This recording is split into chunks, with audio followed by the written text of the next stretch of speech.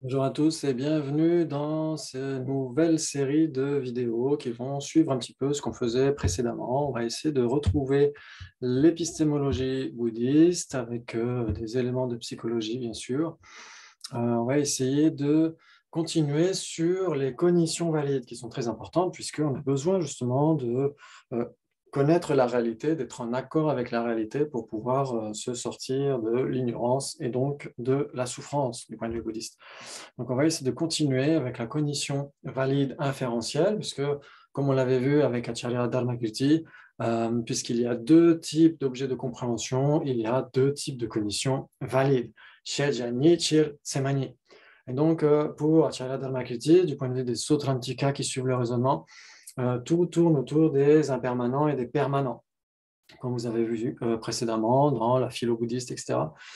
Et donc, en fait, on verra que les permanents sont les objets apparents des consciences conceptuelles et donc des cognitions valides inférentielles, et les impermanents sont des objets apparents, des perceptions directes.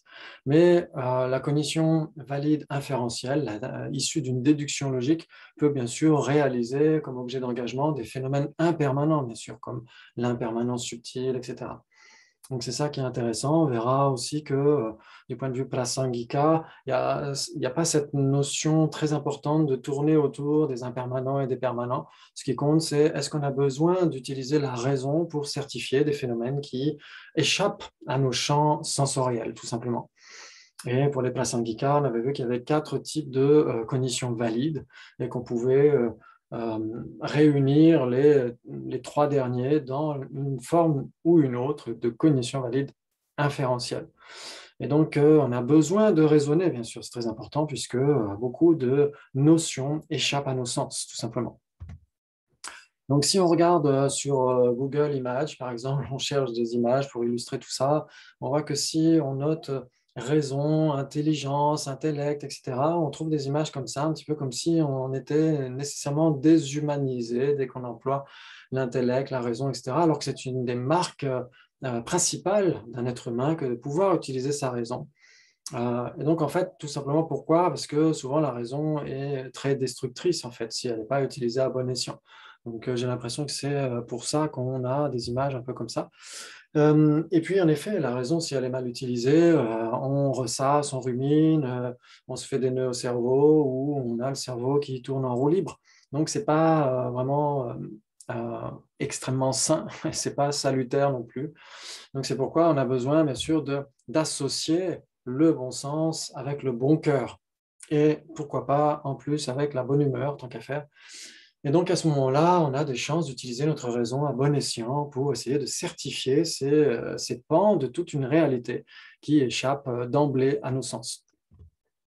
Très bien, donc on va essayer de voir cette cognition valide inférentielle. On verra qu'il y a des définitions un peu euh, distinctes d'un manuel à l'autre, et on va voir ce que ça peut donner.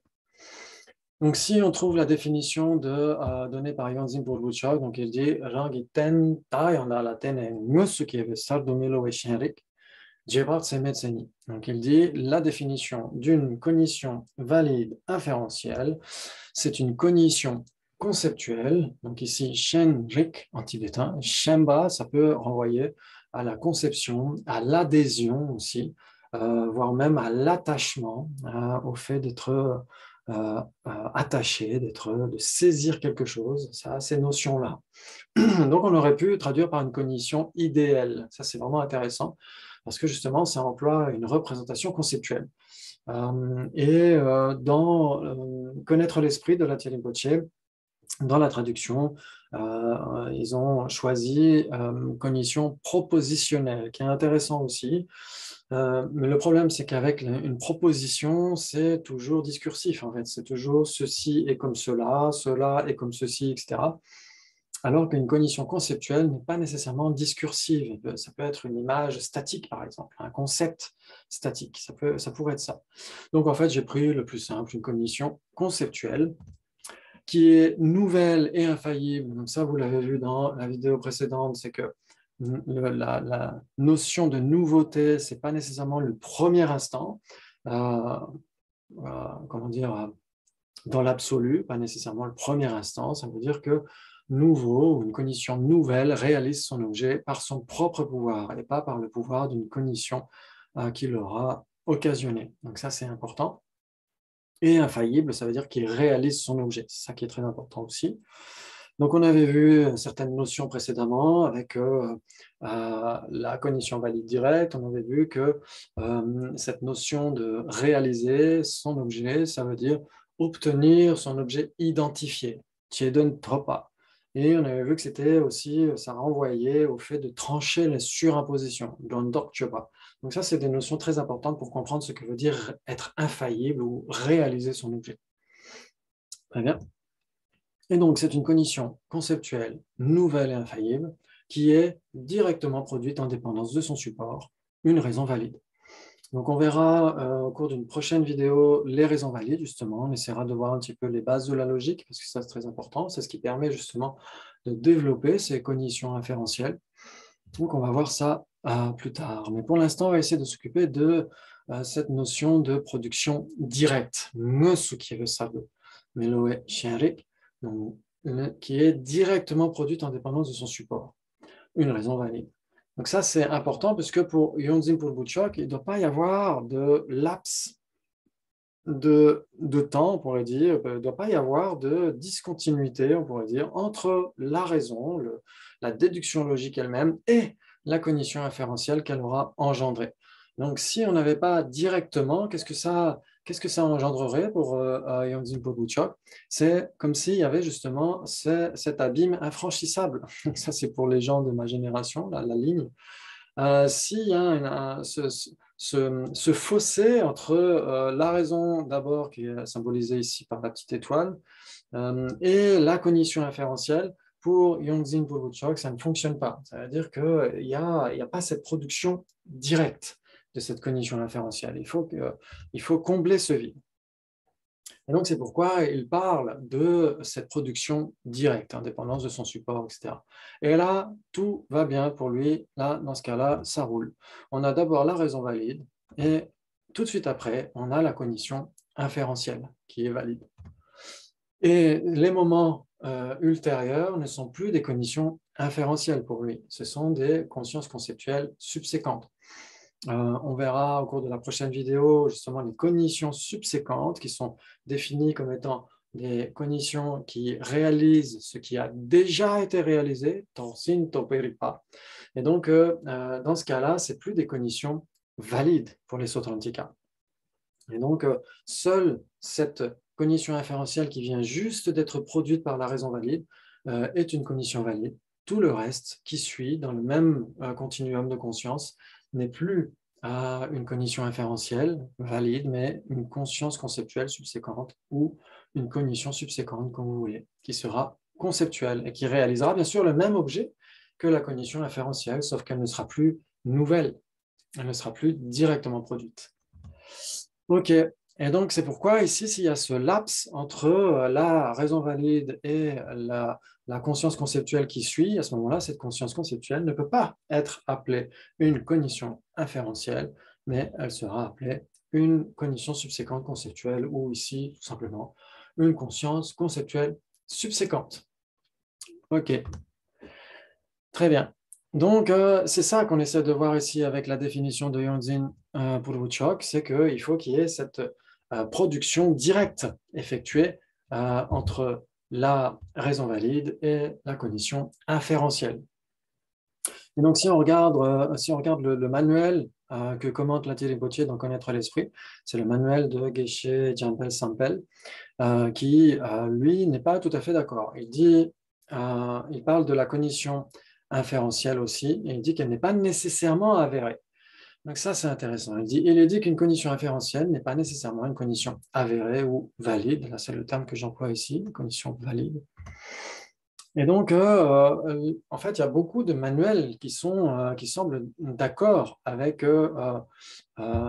ce traité commenté par Lathier Gautier.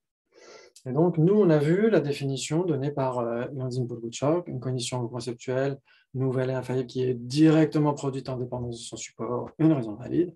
Et si on regarde par exemple un traité sur les écoles philosophiques de Lama Tsongpa, lui c'est pareil, il enlève directement, exactement comme cet autre manuel de Geshe Jambel Sambel. Donc, il dit une cognition valide inférentielle, c'est une cognition conceptuelle nouvelle et infaillible qui est produite en dépendance de son support, une raison valide. Il enlève Mesu, il enlève directement. Donc ça, c'est intéressant. Ça, c'est vraiment intéressant parce que on a quand même une cognition qui est bien sûr toujours conceptuelle et elle continue d'être nouvelle et infaillible. Parce que sinon, ça ne peut pas être une cognition valide. Une cognition valide est nécessairement nouvelle et infaillible. C'est ça qu'on avait vu précédemment. Et donc, ici, cette cognition qui est nouvelle et infaillible, qui réalise son objet par son propre pouvoir, euh, il peut y avoir un laps de temps, en fait, entre la raison valide et cette cognition. Donc, c'est ça qui est intéressant. Ça veut dire que ça veut dire que ça veut dire qu'on se retrouve un petit peu coincé, on ne sait plus trop quoi faire avec cette définition, on ne sait plus si cette cognition valide inférentielle doit suivre immédiatement la raison valide ou il peut y avoir d'autres moments ultérieurs, d'autres moments subséquents qui peuvent toujours être des cognitions valides. Ça, c'est intéressant. OK, donc ici, on a la raison valide d'abord, qui est suivie de la cognition inférentielle, et elle-même est suivie par une conscience conceptuelle subséquente. Ça, c'est la vision plutôt de Yongzin Purwuchok. Et si on regarde ici cette définition donnée par la Majitsunpa, il semble que les moments successifs puissent être aussi des cognitions inférentielles. Donc ça pose question, puisque est-ce que le second moment ici, ce second moment de cognition inférentielle, là, est-ce que ce second moment est toujours nouveau? Est-ce qu'il est nouveau et infaillible? Est-ce que c'est une cognition qui réalise par son propre pouvoir ou est-ce qu'elle réalise son objet par le pouvoir du moment immédiatement antérieur? Et donc, ça pose question. C'est vraiment intéressant pour ceux que ça intéresse, forcément. OK. Donc ici, on a vu dans cette définition que cette cognition inférentielle valide est directement produite en dépendance de son support, une raison valide. Et donc ça, bien sûr, c'est très important d'approfondir ce qu'est une raison valide, puisqu'il y a des raisons valides, il y a des raisons fausses. Et donc c'est important de voir tout ça prochainement. Je sais que l'attente va être très difficile à supporter, mais on verra ça une prochaine fois. Merci beaucoup et à très bientôt pour la suite.